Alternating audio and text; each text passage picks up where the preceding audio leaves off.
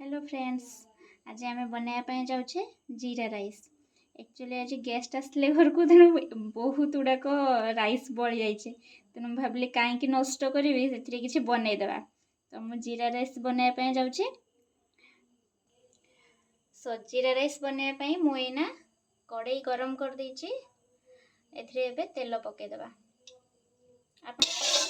तेबे मुझे तेल यूज कर मैंने चाहिए घीर यूज करेंगे।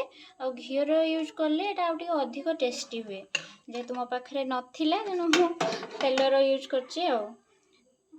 प्रथमे आम ए जीरा पकईदबा।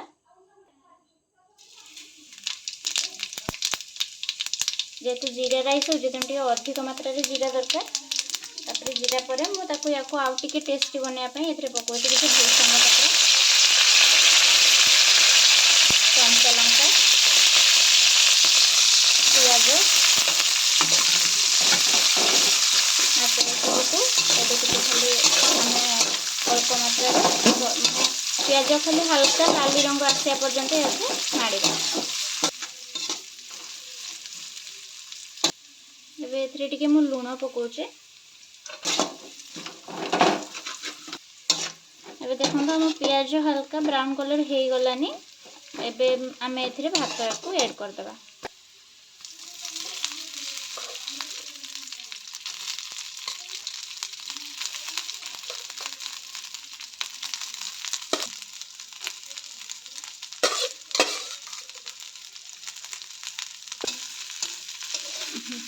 आम एमती नाड़ी नाड़ी दबा।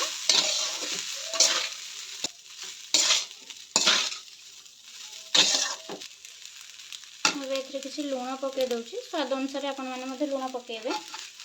किसी टाइम या नाड़ी दबा। राइस पकेला या गोटे 2 मिनिट पाखापाखि एमती नाड़े ये आराम से हो। जब अधिक समय आपने पकईदेवे ताले कौन हुए ना ये जो राइस गुड़ाक अधिक टाइट हो जाए। तो या बस 1 ରୁ 2 मिनिट पकईबे। मोर प्राय एबे हो गलानी। मुझे अल्प किसी धनिया पत्र पकई दूसरी। धनिया पत्र पकईकी मुझे बस सर्व करी।